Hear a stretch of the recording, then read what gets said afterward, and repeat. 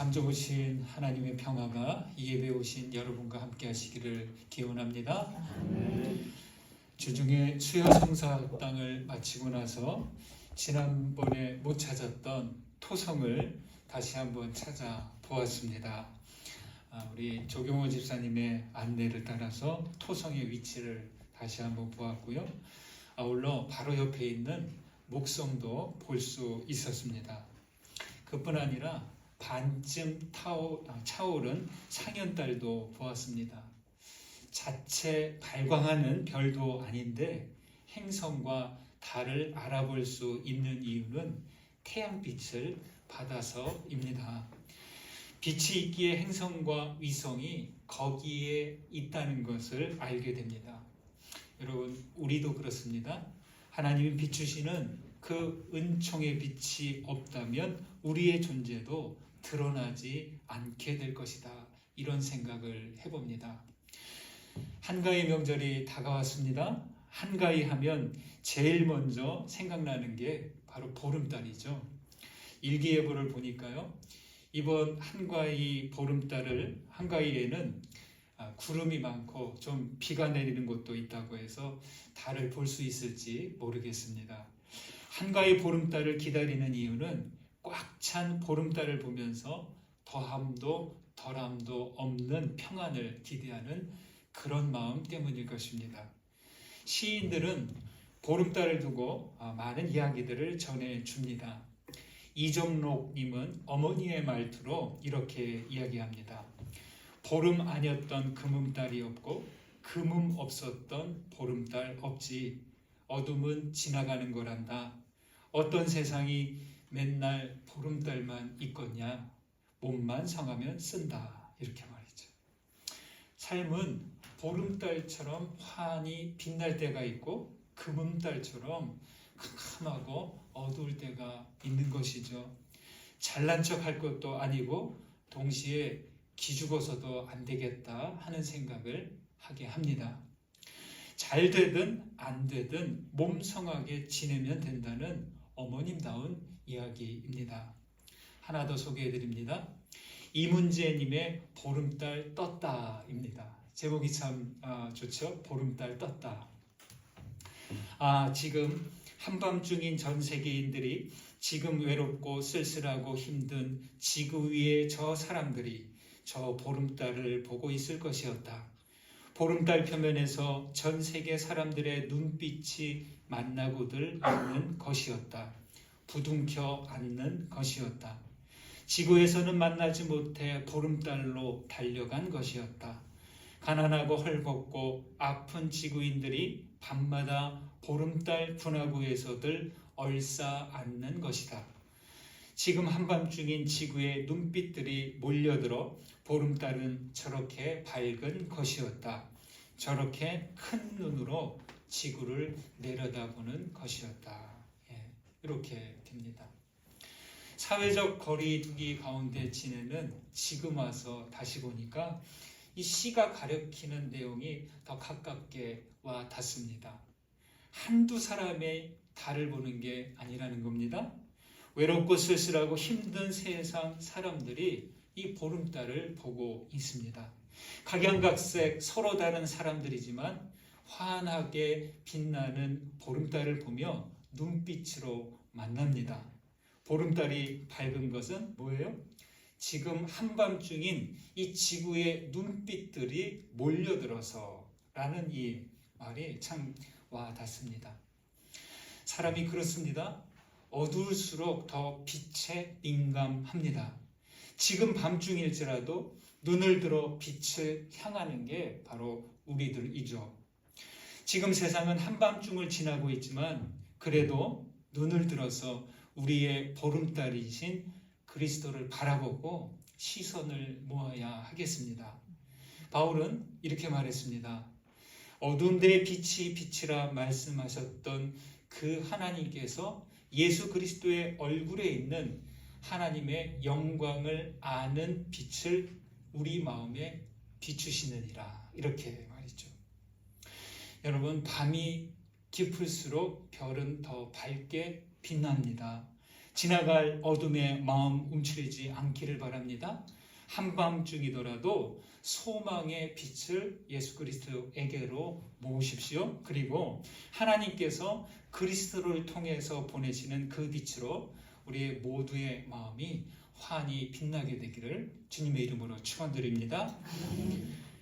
시편 전체의 주제가 되는 시편 1편은 행복하다라는 말로 시작합니다. 우리 성경에는 복 있는 사람은 이렇게 되는데요. 복은 에쉐르라고 합니다. 행복은 모두에게 가장 큰 관심일 것입니다. 어디에서 어떻게 살든지 행복하게 살고자 할 것입니다. 여쭤볼까요? 여러분은 지금 행복하십니까? 네. 0.5초 늦게 나오셨나요? 예. 여러분 행복하시다면 계속 행복합니까? 아니면 때에 따라 그럴 때도 있고 안 그럴 때도 있습니까? 참 선뜻 대답하기 쉽지 않습니다. 여러분 무엇이 행복이고 누가 행복한 사람일까요? 여러분이 생각하는 행복은 무엇입니까? 미국의 성인 발달 연구를 한 결과 이런 결과가 있어요. 하버드대 출신들, 세계 최고의 대학이죠. 하버드대 출신들, 그리고 자수성가한 여인들, 또 빈민 출신 사람들, 이 사람들을 대상으로 연구해서 이 사람들이 노년에 이르렀을 때 그들에게 묻습니다. 당신은 행복합니까? 당신은 지금 삶에 만족합니까? 여러분 어떤 사람들이 더 많이 예, 행복합니다, 만족합니다 응답했을까요? 네, 나는 지금 행복합니다, 만족합니다 이렇게 응답한 사람은 출신, 학력, 직업, 생활 형편 전혀 상관이 없었습니다. 행복하다고 하는 사람은 크게 두 가지 조건이에요. 하나는 가족, 친구, 이웃, 하여튼 자기 주변의 사람들과 사랑의 관계를 맺고 있는 사람들. 두 번째, 독서, 성경 공부, 문화센터 수강, 취미 활동, 하여튼 무엇이든 무언가를 배우고 있는 사람입니다. 두 가지 조건이 지금 사랑하고 있느냐, 지금 무언가를 배우고 있느냐. 이 두 조건을 가진 사람들이 노년이든 아니면 젊든 아니면 넉넉하게 살든 힘들게 살든 상관이 없어요. 이 두 가지 조건을 가진 사람들이 네, 행복합니다, 네, 만족합니다 이렇게 응답했습니다. 어떻습니까? 저는 여기에 동의하고 공감합니다. 그래서 우리 교회 표 살며 사랑하며 배우며가 여기에 해당합니다. 제목이 진실이라는 시에서는 행복을 이렇게 말합니다. 큰 사람이 되고자 까치발 서지 않았지. 키 큰 나무 숲을 걷다 보니 내 키가 커졌지.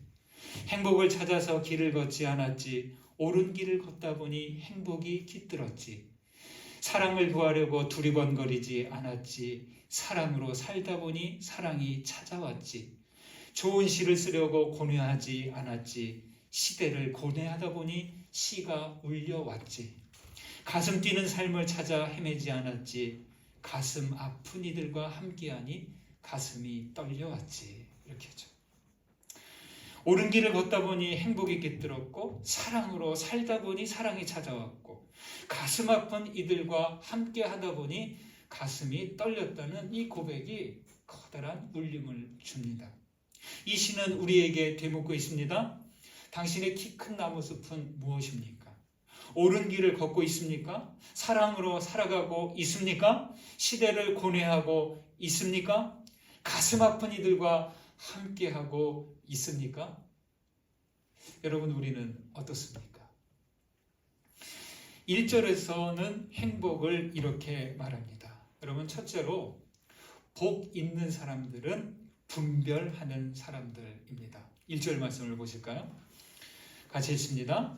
복 있는 사람은 악인들의 꾀를 따르지 아니하며 죄인들의 길에 서지 아니하며 오만한 자들의 자리에 앉지 아니하고.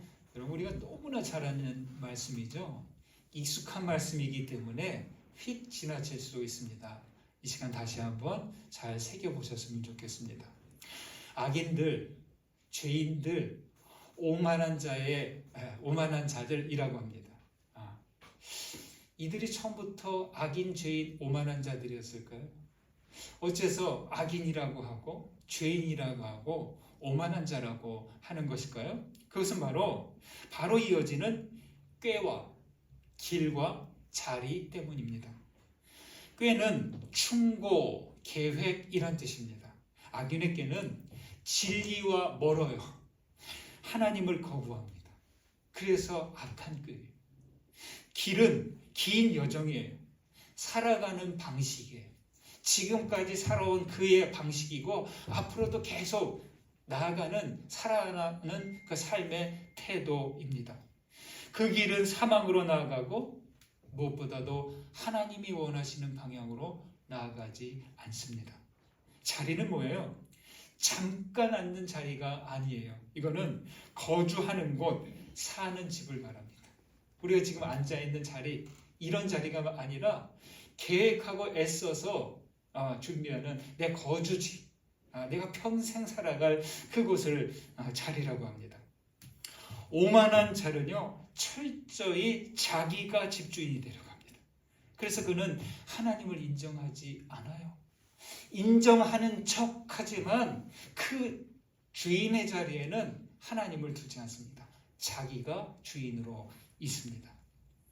복 있는 사람이 되려면 여러분 우선 이 악인, 죄인, 오만한 자의 꾀, 길, 자리를 분별하셔야 합니다. 따르지 않고 가지 않고 앉지 말아야 합니다. 왜 그래야 할까요? 그들의 생각과 방향에는, 그들의 집에는 복이신 하나님이 계시지 않기 때문에, 그래서 복 있는 사람이 될 수 없고 행복한 삶이 되지 못하는 것입니다. 여러분 분별하셔야 됩니다. 세상이 복되다 하는 것과 하나님이 복되다 하는 것을 분명하게 분별하셔야 됩니다. 악인들은 자신을 위해 타인을 수단과 도구로 삼습니다. 그들에겐 하나님조차도 수단입니다. 죄인들은 하나님이 원하시는 방향으로 가지 않습니다. 이들은 과정보다 목적을 먼저 생각하고 속도를 우선합니다. 오만한 자들은 권력을 쫓아갑니다.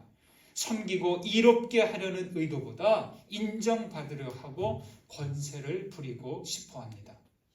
악인들의 꾀, 죄인들의 길, 오만한 자들의 자리, 여러분 이 세 가지는 당의정과도 같습니다. 당의정이 뭐예요? 당의정은 약이 너무 쓰면 삼키기 힘들잖아요. 그럼 어떻게 합니까? 그 겉에 단맛을 내는 걸로 코팅해 주는 거예요. 이게 당의정이에요. 약은 그래도 이렇게 먹으면 몸을 이롭게 하잖아요. 그런데 이 꾀와 길과 자리는 먹을 때 달콤해요. 그런데 먹고 나면 고통스럽게 합니다. 복 있는 사람은 꾀와 길과 자리를 분별하는 사람입니다. 분별하지 못하면 어떻게 되는 거예요? 나중에 가보면 자기가 있는 길이, 자기가 있는 자리가, 자기가 생각했던 것들이 다 악하고 죄된 그 자리가 되는 것이죠. 갈수록 가짜가 많아집니다. 그와 함께 속이고 속임을 당하는 이들도 계속됩니다. 남을 속이는 자들은 우리 인간의 헛된 욕망과 희망을 자극합니다. 속이는 자들은 낚시할 때 물고기를 미끼로 유혹하잖아요. 그렇죠? 그렇듯이 쉽게 살려는 생각, 쉽게 돈 벌려는 마음, 또 갖고 싶은 욕망, 그런 마음들을 정확하게 파고듭니다. 그래서 그들은 99개의 진실을 이야기하면서 거기에 한 개의 거짓 가짜를 섞는데 이 하나의 모든 것을 잃어버리게 하는 거죠. 속지 않는 방법은 무엇일까요? 과욕을 부리지 않는 겁니다.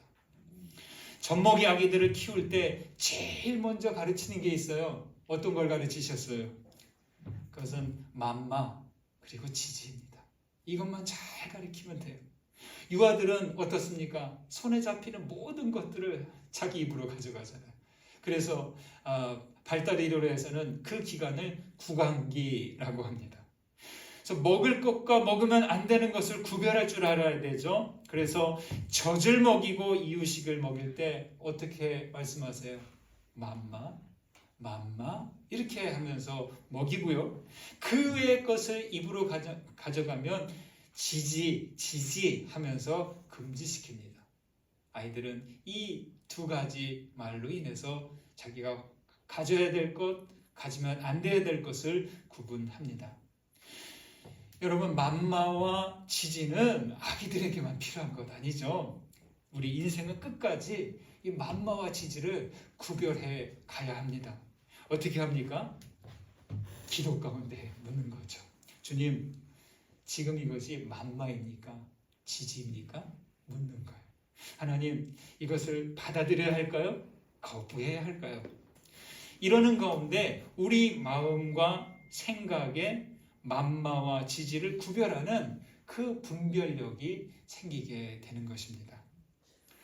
두 번째로 복 있는 사람은 하나님의 말씀을 즐거워하고 묵상하는 사람입니다. 2절을 보겠습니다. 함께 읽습니다. 오직 여호와의 율법을 즐거워하여 그의 율법을 주야로 묵상하는도다. 여러분, 복 있는 사람이 되는 것은 복잡하지 않습니다. 지지가 되는 것은 버리는 거예요. 그리고 하나님이 먹이시는 맘마는 받아들이는 거예요. 네. 여기에 복잡한 기술이 있는 거 아니에요. 어려운 난이도가 있는 것 아닙니다. 여기 말합니다. 여호와의 율법. 그냥 율법이 아니에요. 여호와의 율법입니다. 하나님과 율법을 뗄 수 없습니다. 하나님은 말씀 그 자체이십니다. 탈무드에서는 하나님의 계율을 지키는 것은 하나님에 대한 사랑 때문이지 그에 대한 두려움 때문이 아니다, 이렇게 말했습니다. 여러분, 율법도 그렇고 말씀도 그렇고 그 말씀을 지키지 않으면 받을 징계 때문에 하는 것 아니에요. 그분을 향한 사랑 때문에 그 말씀을 따르는 거죠. 무슨 얘기예요? 하나님을 사랑하지 않고는 이 말씀을 온전히 따를 수 없다는 거죠. 하나님을 인정하지 않고 하나님을 알지 못하고 하나님을 사랑하는 마음 없으면 이 말씀 아무것도 아니라. 여러분, 이거 명심하셔야 됩니다. 즐거워한다, 주야로 묵상한다 하는데 이거는요, 말씀이 아니라 말씀 뒤에 계신 이 말씀을 하고 계신 하나님을 즐거워하고 묵상하라는 것입니다. 묵상하다, 이것은 히브리어로 하가라고 합니다.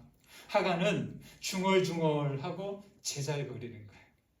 짐승들이 그르렁그르렁 되는 그러한 소리가 바로 하가입니다.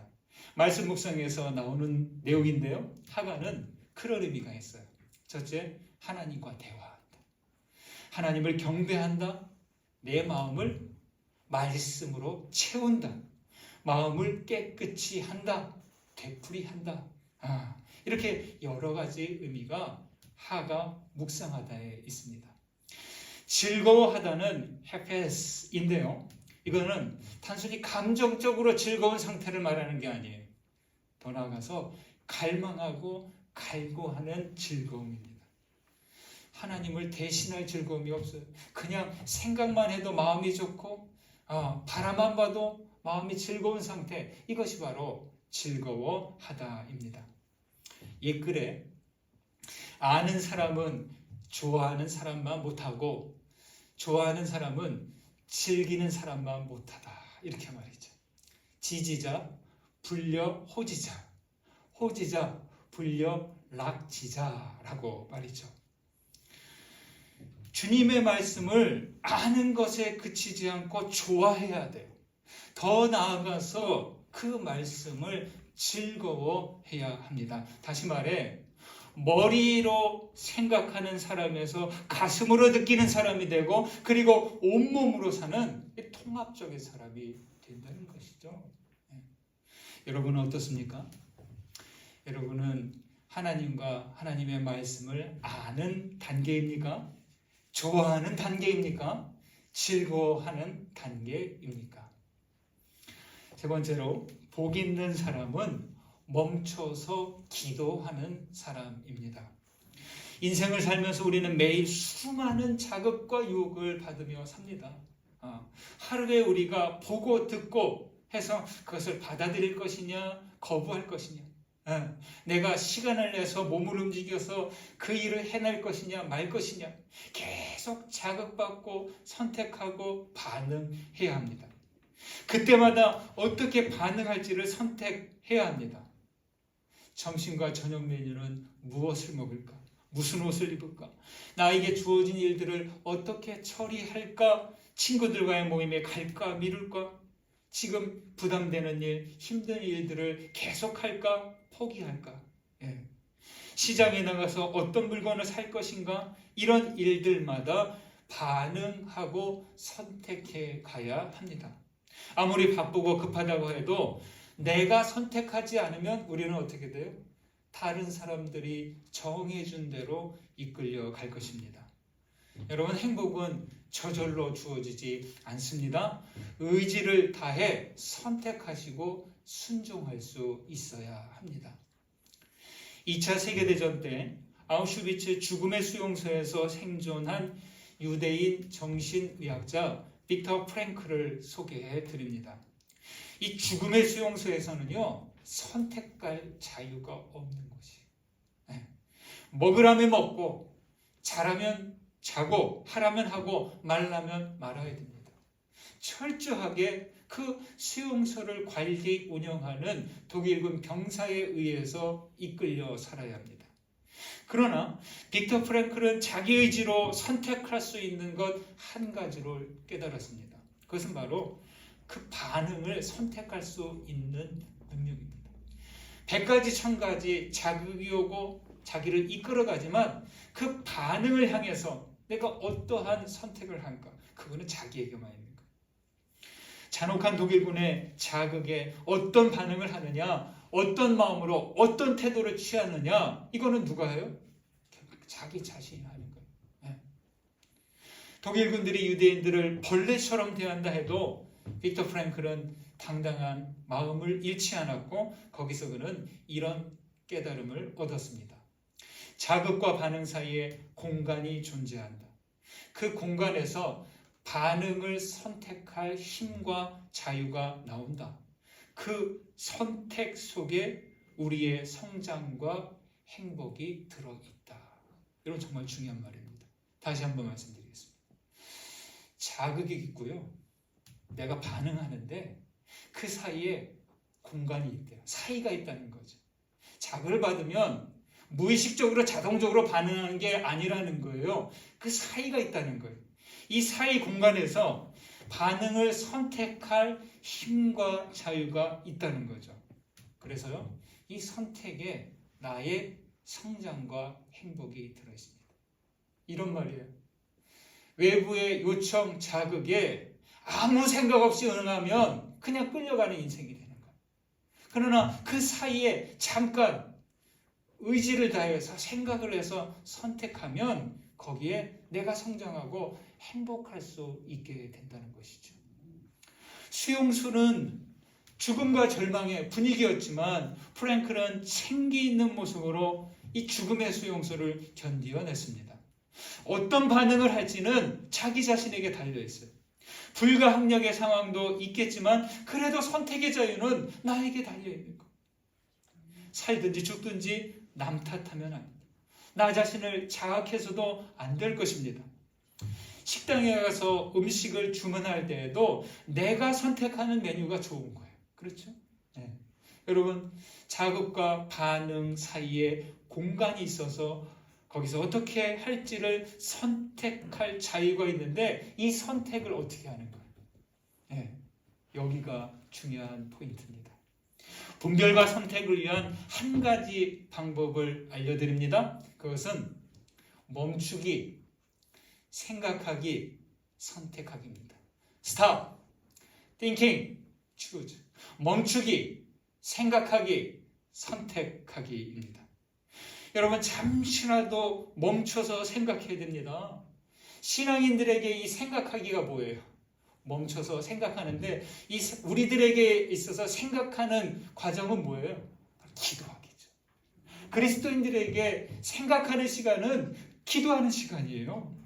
여러분 간구하는 기도가 아닙니다. 하나님의 뜻, 하나님의 마음을 살피는 시간입니다. 세상이 자극하는 욕망, 우리의 욕망을 자극합니다. 우리의 어떤 그런 감정, 우리의 상처를 자극합니다. 그러나 그것으로 반응하는 게 아니라 뭘로 반응해? 내 안에 있는 진정한 믿음. 하나님이 나를 사랑하시는 마음, 우리가 하나님을 향하는 그 진실한 마음, 그것으로 반응하는 거죠. 단 5분, 10분이라도 멈추고 기도하고 그런 후에 선택한다면 혹 아주 힘든 결과가 나온다 해도 우리는 후회하지 않을 것입니다. 거기서 기도하고 결정하고 선택했을 때 우리가 하나님께 당당하게 말씀할 수 있는 것이죠. 8번째 습관이라는 책을 읽다가 이런 글을 만났습니다. 한 척의 배는 동쪽으로, 다른 한 척은 서쪽으로 항해하네. 바람은 같은 방향에서 불어오지만 항해를 결정하는 것은 바람이 아니라 돛이라네. 운명의 길은 바닷바람과 같아서 우리가 인생을 항해할 때 그 목표를 결정하는 것은 평온한 바다도 투쟁도 아닌 의지라네. 그렇죠? 내 인생의 방향을 결정하는 돛은 의지입니다. 여러분이 이 의지 다른 이들에게 맡기지 마십시오. 내 의지를 하나님이 인도하시는 그쪽으로 나아가도록 맡겨드려야 됩니다. 그리고 그 의지는 어떤 생각을 하느냐, 기도 가운데 어떤 분별을 하느냐에 따라 정해집니다. 우리 앞에는 항상 악인들의 꾀와 죄인들의 길과 오만한 자들의 자리가 있습니다. 또한 우리들 앞에는 항상 하나님의 말씀이 놓여져 있습니다. 어느 쪽을 선택할지, 꾀와 길과 자리를 따라갈지, 주님의 말씀을 즐거워하고 묵상하며 나아갈지, 이거는 누구에게 달려있어요? 나에게 달려있어요. 그 선택에 따라 바람에 나는 겨가 될지 시냇가에 심은 나무가 될지 이게 정해진다는 것이죠. 사랑하는 여러분, 오늘 밤에도 한과의 보름달은 한껏 빛을 담아 우리를 비출 것입니다. 우리도 하나님께서 비추시는 은혜와 진리의 빛을 모아서 비추는 복 있는 사람들 되시기를 주님의 이름으로 축원드립니다. 받은 은혜 생각하면서 거듭의 기도 드립니다. 말씀 가운데 울림이 된 것, 깨달아진 것 붙드시고 기도하시기 바랍니다. 기도하겠습니다.